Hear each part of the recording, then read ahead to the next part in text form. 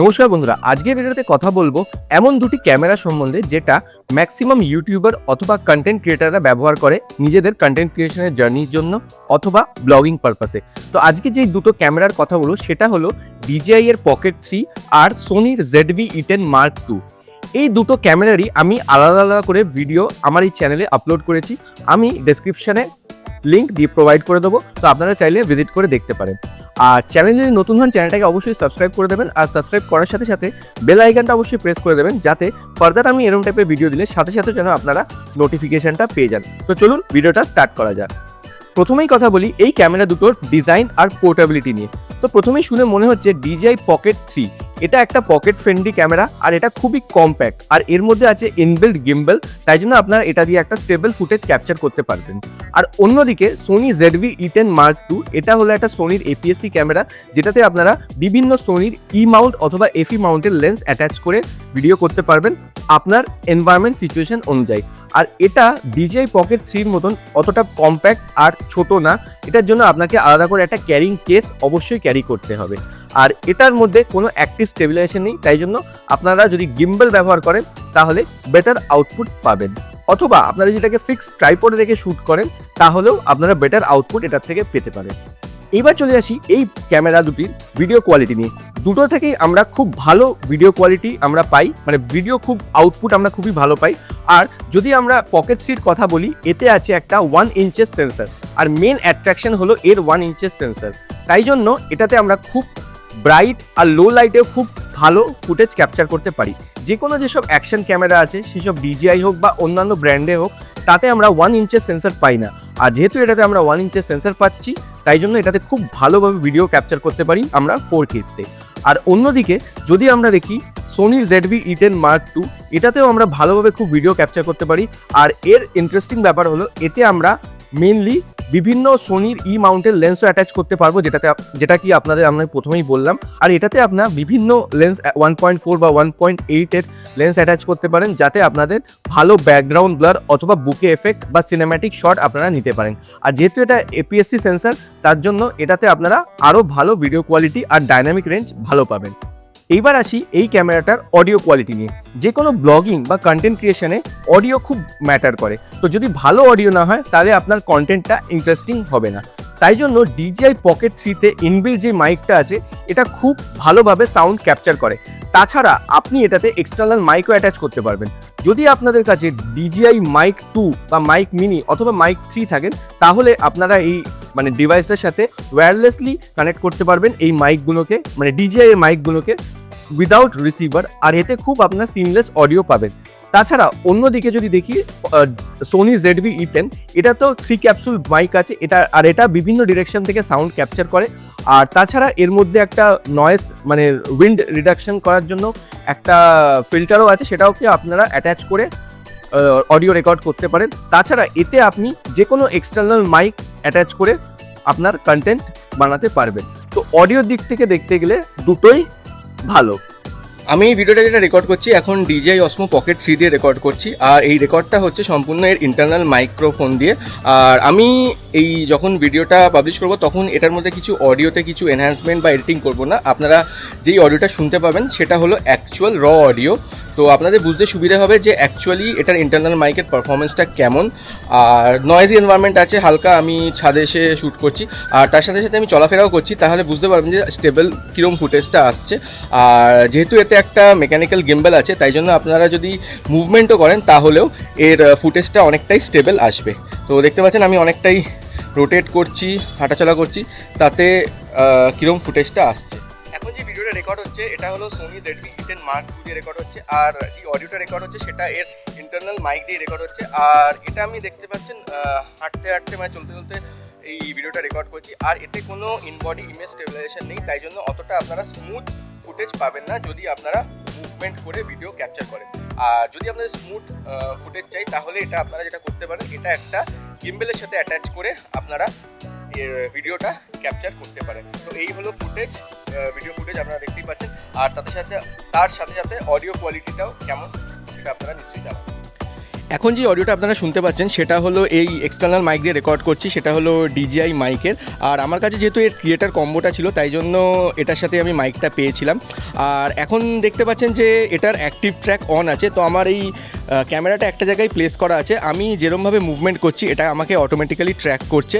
তার জন্য যদি আপনারা সোলো কন্টেন্ট ক্রিয়েটার হন তাহলে এটা one of the best feature আমার মনে হয়। তাহলে আপনি এটাকে একটা জায়গায় প্লেস করে আপনি যেরকম মুভমেন্ট করবে সেটা ট্র্যাক করবে।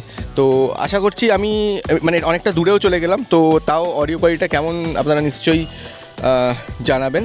আর এই হলো এর অ্যাক্টিভ ট্র্যাক, এটা খুব সুন্দরভাবে আর স্মুথলি ট্র্যাক করছে, আমি যেমনই মুভমেন্ট করছি সেইভাবে এটা ট্র্যাক করছে আমাকে।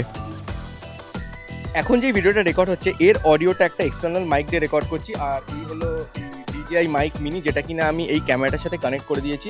আর আমি এটা অনেকটা দূরেও চলে এসেছি, দেখতে পাচ্ছেন যে কীরকম অডিওটা আপনারা পাচ্ছেন।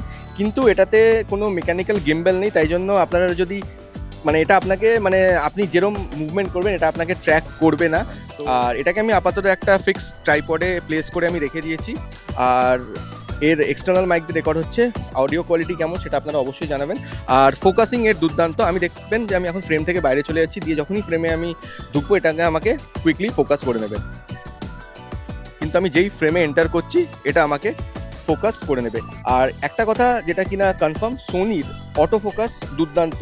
আর কারেন্টলি এটা আমার হিউম্যান সাবজেক্টের ওপর অটো ফোকাসটা সেট করা আছে, আর আই অটো ফোকাস আছে, তাই জন্য আমি যেমন মুভমেন্ট করছি তো আমাকে এটা সবসময় ফোকাসটা আমার মধ্যেই রাখছে। আর যদি আমি এখন যদি চাই যে আমি অবজেক্টটাকে ফোকাস করব, তাহলে একটা জিনিস করতে পারি, আমাকে আমার ফেসটা গার্ড করতে হবে এই অবজেক্টটাকে আমার দেখানোর জন্য। তো তখন আমার ফেস থেকে ফোকাসটা এই অবজেক্টটার উপর চলে যাবে। সঙ্গে সঙ্গে যখন আমি ফেসটাকে থেকে আমি হাতটা সরাবো তখন দেখবেন যে আমার মানে ফোকাসটা ফেসে চলে আসবে। তো দেখতে পাচ্ছেন এখন ফোকাসটা আমার ফেসে চলে আসছে। এই হলো এর আউটপুট Sony ZV-E10 II থেকে। এবার যদি কথা বলি এর ব্যাটারি লাইফ সম্বন্ধে, দুটো ক্যামেরা থেকেই আমরা খুব ভালো ব্যাটারি লাইফ পাই। যদি পকেট 3 কথা বলি, এর মধ্যে আপনারা একটা ইনবিল্ট ব্যাটারি পেয়ে যাচ্ছেন যেটা কিনা রিমুভেবল না। আর যদি আপনারা এই ক্রিয়েটার কম্বো নেন তাহলে আপনারা এক্সট্রা ব্যাটারি পেয়ে যাবেন, যেটা কিনা আপনার যেই ডিভাইসটা আছে তাতে আপনারা 60% বেশি ব্যাটারি লাইফ পাবেন। আর এটাকে আপনি যে কোনো পাওয়ার ব্যাঙ্ক বা USB Type-C কেবল দিয়ে এটাকে আপনারা চার্জ করতে পারবেন অন দ্য গো। কিন্তু ব্যাটারি লাইফ কীরকম বা কতটা থাকবে সেটা নির্ভর করে আপনি কীরকম টাইপের ভিডিও ক্যাপচার করছেন। মানে আপনারা 180p-তে ক্যাপচার করছেন বা 4K-তে ক্যাপচার করছেন তার ওপর। তাছাড়া যদি অন্যদিকে দেখি Sony ZV-E10 II, তো প্রিভিয়াস জেনারেশন যেটা Mark 1 যেটা ছিল তার থেকে এর ব্যাটারি লাইফ অনেকটা ভালো ইমপ্রুভ করা হয়েছে। আর এতে প্রোভাইড করা হয় সোনির NP-ZF100 ব্যাটারি, যেটা কিনা সোনির বিভিন্ন হাই এন্ড ক্যামেরাতেও বা যেগুলো আমরা প্রিমিয়াম সেগমেন্টের যে ক্যামেরাগুলোতেও এই ব্যাটারিটা প্রোভাইড করা হয়। আর যদি আপনারা লং আওয়ার ধরে শ্যুট করতে চান তার জন্য আপনারা একটা এক্সট্রা ব্যাটারি ক্যারি করতে পারেন। আর এটা রিমুভেবল ব্যাটারির সাথে আসে, আর ব্যাটারি লাইফ খুবই ডিসেন্ট আর খুবই ভালো। এইবার যদি কথা বলি এর প্রাইসের সম্বন্ধে, DJI Pocket 3 এর আপনারা দুটো ভার্জন পাবেন, একটা হলো নর্মাল আর একটা হলো ক্রিয়েটার কম্বো। যদি আপনারা নর্মাল নিতে চান তাহলে এটা আপনারা এখন অনলাইনে মোটামুটি 40,000-এ পেয়ে যাবেন। আর যদি ক্রিয়েটার কম্বো নিতে চান যার মধ্যে আপনারা আলাদা করে এক্সটার্নাল মাইক, ব্যাটারি মানে এক্সট্রা ব্যাটারি আরও কিছু কিছু জিনিস পাবেন, তাতে সেটা আপনার পড়বে মোরালেস 60,000 রুপিসে। বাট আপনারা যদি অফলাইন মার্কেট থেকে কেনেন আশা করি দামটা আরও কম পাবেন। আর অন্যদিকে যদি দেখি ZV-E10 II এটারও আপনারা দুটো ভার্জন পেয়ে যাবেন, একটা হলো অনলি বডি আর একটা হলো উইথ কিট লেন্স। অনলি বডিটা অ্যাপ্রক্স আপনাদের 75,000-80,000 পড়বে, আর উইথ কিট লেন্স সেটা পড়বে 90,000। আর সিমিলারভাবে এটাও যদি আপনারা অফলাইন মার্কেটে দেখেন তাহলে আশা করি এটার প্রাইস অনেকটা আপনারা কম পাবেন।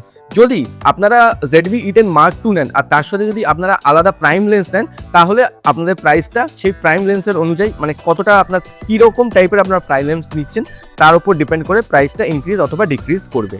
সো ফাইনাল কনক্লুশন, কোন ক্যামেরাটা কাদের জন্য? যদি আপনারা একটা কম্প্যাক্ট আর পোর্টেবল এবং স্টেবল ফুটেজ রেকর্ড করতে চান তাহলে মানে DJI এর যেই পকেট 3টা আছে সেটা হলো একটা বেস্ট অপশন। আর আপনাদের যদি পারপাস হয় অনলি ব্লগিং মানে ভিডিও শ্যুট করবেন, ডেইলি ব্লগ করবেন অথবা ট্রাভেল ব্লগ করবেন, তাহলে DJI পকেট 3 হলো খুবই একটা ভালো অপশন।